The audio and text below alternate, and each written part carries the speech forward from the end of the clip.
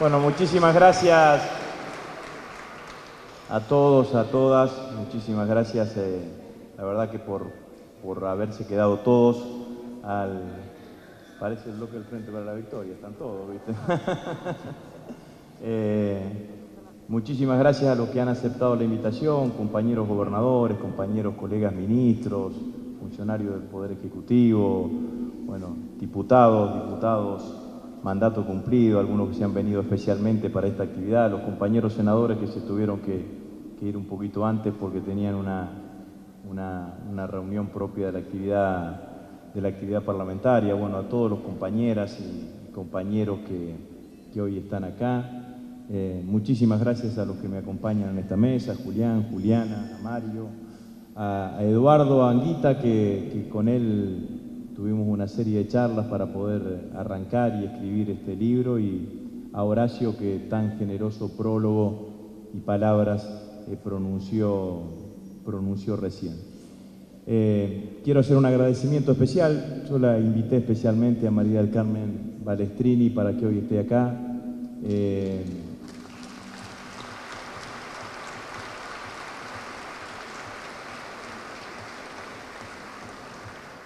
Juliana decía, cuando nosotros llegamos en el 2005, éramos un bloque nuevo casi.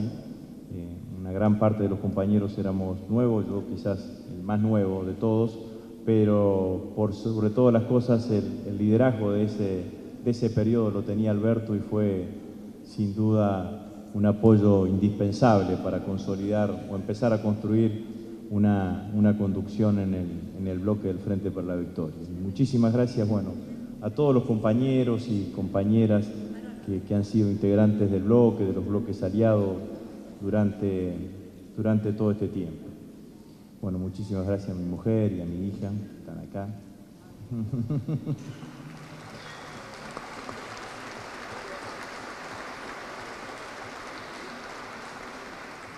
Los otros tres no están, dos porque viven afuera, y el otro porque tiene un ataque de responsabilidad y tiene trimestrales mañana y se quedó preparando las trimestrales para mañana en Rosario, digamos, ¿no? Yo soy un privilegiado, porque la verdad que tener la posibilidad de contar una parte de tu vida en un libro es un raro privilegio, ¿no? Otro de los privilegios que me ha dado ser protagonista de este espacio político y de este proyecto político.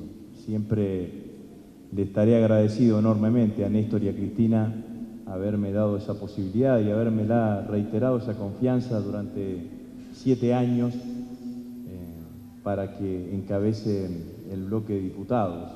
Y también al destino, ¿no? Porque me tocó encabezar un bloque de diputados en esta época y en este proyecto político que, como yo digo, y así lo sentí, digamos, ¿no? Y así lo siento, nosotros empezamos a construir una historia distinta en el Parlamento argentino. Había una cosa de pacto implícito en los primeros años de la democracia, digamos, ¿no? El oficialismo se lleva la ley, la oposición se llevan los argumentos y se lleva el debate, porque ese pacto implícito estaba basado en que las leyes eran bastante difíciles de sostener, digamos, ¿no? Entonces eran leyes vergonzantes, digamos, ¿no? Y nosotros, durante todos estos años, por la decisión de Néstor, por la decisión de Cristina, pudimos construir leyes de las cuales no solo ganamos las votaciones, sino que nos sentimos orgullosos de cada una de las leyes que nos tocó votar. Yo lo digo en el libro, nunca sentí ninguna contradicción, ni nada que se le parezca de las leyes que me tocó votar durante los 7 años y medio que fui presidente del bloque. Me sentí claramente orgulloso de haber sido protagonista de todos estos años, por más que no siempre fueron fáciles, ¿no? Julián decía recién lo de la nacionalización de YPF, que fue una de las leyes más importantes y que fue una ley que sabíamos que íbamos a ganar la votación con comodidad, con claridad. Y yo en esa ley, me acuerdo que cuando empecé el debate, bueno, estaban todas las barras llenas de compañeros y eran palabras de aliento y palabras de gratitud y aplausos. Y bueno, yo me acuerdo que dije, bueno, que agradecía los aplausos, pero que no siempre había sido así en la Cámara de Diputados, digamos, ¿no? Había algunas veces que no había sido de la misma manera, y ahí acuñé esa frase, digamos, ¿no? Que con aplausos o con huevazos siempre fuimos capaces de defender los mismos valores y las mismas convicciones, digamos, ¿no? Que allí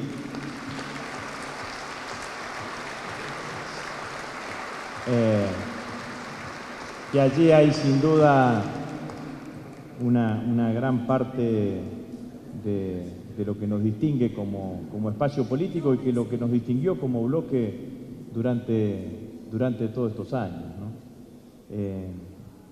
Yo también digo una cosa en el libro que es lo que yo sentía, digamos, ¿no? Es cierto que cuando uno habla en un cierre termina hablando para todos, habla para los que están en el recinto, habla para los que lo ven, para que lo escuchan, habla también para la versión taquigráfica, para una cantidad de circunstancias, pero fundamentalmente el eje del desarrollo, del objetivo, del discurso, eran nuestros propios compañeros diputados. Yo tenía absolutamente en claro que de una ley difícil los compañeros diputados saliesen convencidos de que habíamos ganado el debate, que habíamos ganado la votación, que el bloque salía con mística, era el piso para ganar la próxima ley. Entonces era y la verdad que teníamos leyes toda la semana, digamos, ¿no? Como ahora, digamos, ¿no? Que el trabajo parlamentario es un trabajo intenso, ¿no? Y ciertamente que si había algo que reconfortaba era el aplauso y la alegría de los compañeros cuando terminaba un discurso, cuando terminaba la votación. Ahí uno sentía si iba por el buen camino. También digo en el libro que no hay un buen presidente de bloque sin un buen bloque. El bloque es una construcción colectiva.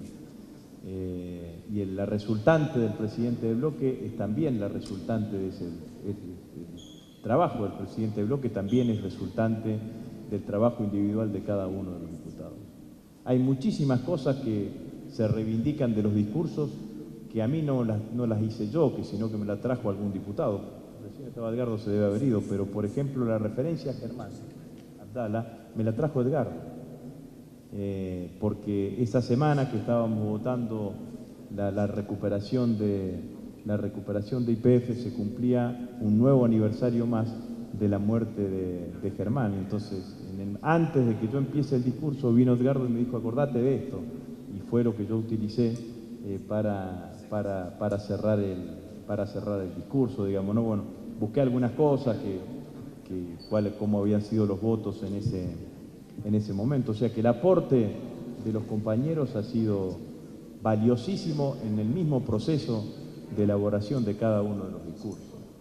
Tengo que decir que a favor del bloque oficialista siempre hay un insumo indispensable, que son los discursos opositores, que te dan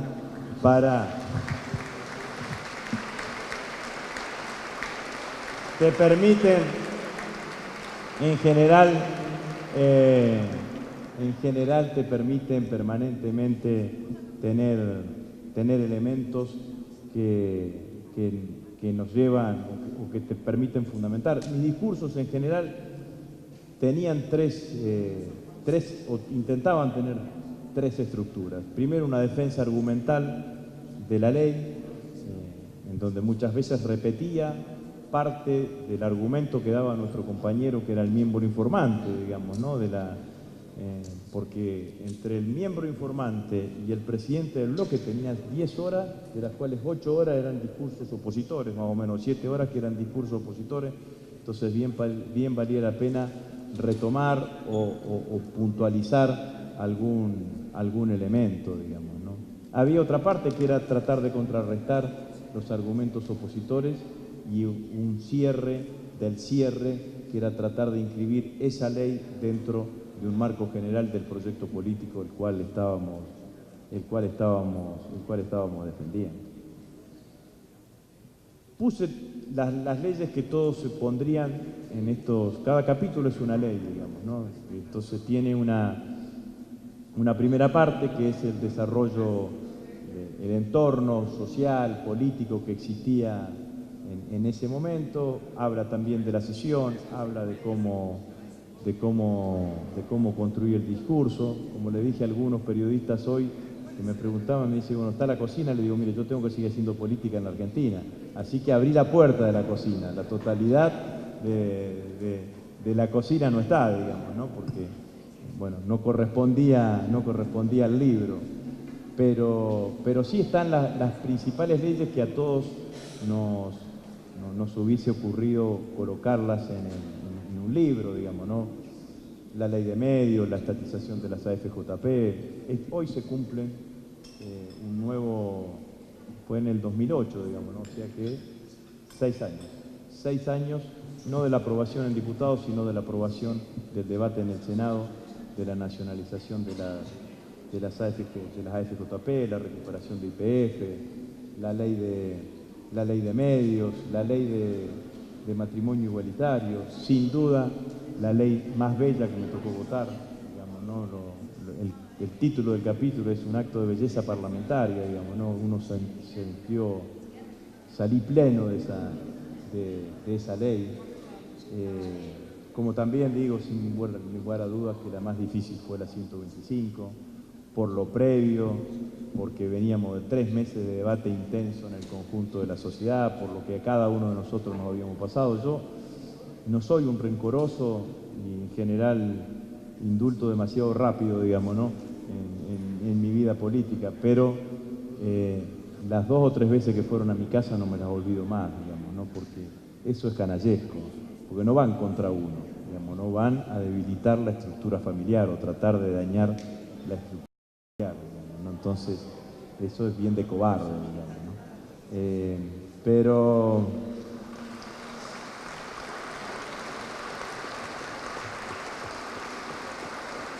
también en la ley de medios sentí orgullo del bloque que se había sobrepuesto a todas las presiones, porque como todas las cosas, digamos, no hay que había superar la primera barrera, pero había que sobreponerse a la presión de la estructura de medios para votar esa ley, digamos, ¿no? Que me acuerdo de la sesión, que hicieron lo mismo que en una de las últimas, que se levantaron y se fueron los opositores, lo mismo que en la del Código, que se quedaron aliados.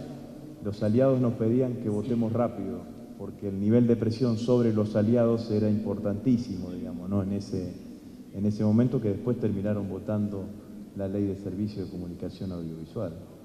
También está puesta una de las últimas leyes que me tocó votar, esa de que te acordás que tenía sed y que agarraba un vaso de agua y como no tenía agua estaba vacío, que te pedía agua, y después de tanto pedir me tiraron un botellazo. Pero también está esa ley que es sin duda uno de los debates pendientes que tiene la Argentina, que es un debate pendiente alrededor de la justicia, digamos, ¿no? El coraje que tuvo nuestra presidenta de plantear ese debate que después, bueno, las leyes terminaron siendo declaradas no constitucionales, digamos, pero es un debate que la Argentina tiene que dar. La Argentina tiene que permitirse el debate de debatir sobre el funcionamiento del Poder Judicial. Todos los poderes en la Argentina, todos hemos sido interpelados, los dirigentes gremiales, los dirigentes políticos, los parlamentarios, los funcionarios, los gobernantes, y no puede ser que cada vez que uno quiera debatir sobre la justicia te digan, no, querés quitarle independencia al Poder Judicial, y la verdad que no es así, digamos, ¿no? En algún momento la Argentina tendrá que darse ese debate, que es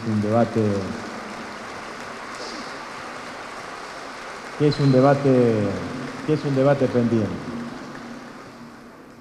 También está entre los capítulos está la sesión que ninguno de nosotros hubiese querido estar, que fue la sesión que hicimos después del fallecimiento de Néstor. Y Y yo en esa sesión, al contrario de lo que eran las sesiones normales, hablé primero, digamos, ¿no? El presidente del bloque del Frente para la Victoria siempre cierra los debates. En esa sesión hablé primero y recuerdo mis sensaciones sobre el discurso, digamos, ¿no? Porque hacía pocos días que había fallecido Néstor y había que hacer un discurso en donde yo quería decir cosas y no quería que el estado de ánimo me traicione y no me permita decir las cosas que quería decir, pero al mismo tiempo quería que mi estado de ánimo se transmita, digamos, ¿no? Porque era el estado de ánimo que teníamos todos como bloque y realmente fue una sesión muy fuerte, digamos, ¿no? Y también está la última sesión, que fue la de la última exteriorización de capitales, donde premonitoriamente yo empiezo el debate diciendo, yo me siento que soy un militante, digamos, ¿no? Y como militante, bueno, estaré en el lugar donde me toque estar. Al otro día estaba en el Ministerio de Defensa, digamos, ¿no? No tenía posibilidad alguna de generar ningún tipo de cuestión de rechazo, ni mucho menos, ni tampoco lo hubiese hecho, digamos, ¿no? Pero ciertamente en ese discurso yo me acuerdo que la oposición nos atacaba porque decía, bueno, no están convencidos, el bloque del Frente para la Victoria, esas cosas que es lo peor que te pueden decir, digamos, ¿no? Es tratar de interpelar a un bloque diciendo, ustedes no están convencidos de lo que votan y ese tipo de cuestiones, digamos, ¿no? Entonces yo decía que era bastante difícil que la oposición entienda cosas que yo pienso, digamos, ¿no? Porque no tienen los mismos procesos que nosotros, que les cuesta entender un proceso de construcción colectiva, porque no construyen colectivamente, les cuesta entender cuando uno habla de ética porque no tienen ética, digamos, ¿no? Y les cuesta entender que cuando uno dice que pertenece a un proyecto político porque no tienen proyecto político. Como decía recién Miguel Pichetto, que es mucho más crudo que yo, digamos, de lo que era yo, digamos, ¿no? Al momento de definir el rol del oficialismo, pero yo me acuerdo de los primeros tiempos que yo era presidente del bloque, me preguntaban algunos periodistas, me decían, bueno, ¿y usted como presidente del bloque qué va a hacer? Le digo, oficialista, ¿qué voy a hacer? ¿Qué va a ser presidente del bloque oficialista? Oficialista, digamos, ¿no? Pero no va a plantear, no, la verdad que en realidad es una verdad de perogrullo. Y los sistemas parlamentarios a los cuales Miguel hacía referencia son muchísimo más rígidos que los sistemas presidencialistas, digamos, ¿no? Porque la pertenencia de los diputados a un bloque es muchísimo más rígida, digamos, ¿no? Porque claro, el pase de un diputado de un bloque a otro bloque te puede significar la caída de un gobierno. Entonces, a nosotros después de la 125, como decía Juliana, se nos fueron 20 diputados. Nunca hubiese existido el Grupo A, para decirlo con claridad, nunca hubiese existido el Grupo A sin esos 20 diputados que habían entrado en el año 2007 por la lista que llevaba Cristina Fernández de Kirchner de presidenta, si hubiesen pasado a la oposición.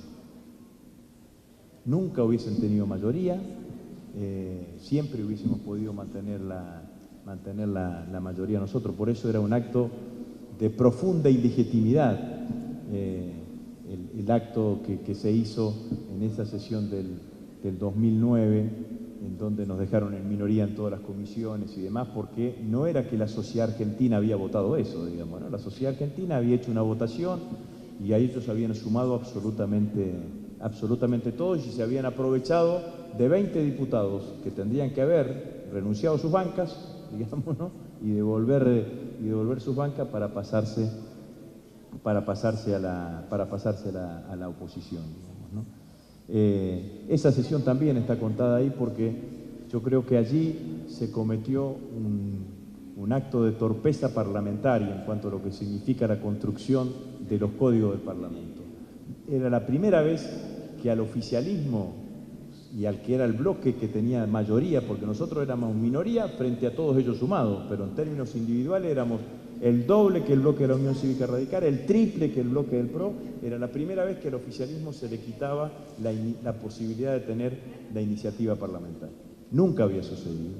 Cuando el peronismo renovador gana las elecciones en el 2007, siguió dejando al radicalismo el manejo de las comisiones más importantes que tenían que ver con la gobernabilidad, digamos, ¿no? Y cuando la Alianza gana 10 años después, en el año 97, también le deja al gobierno de Menem el manejo de las comisiones más importantes. Esta vez no fue exactamente al revés.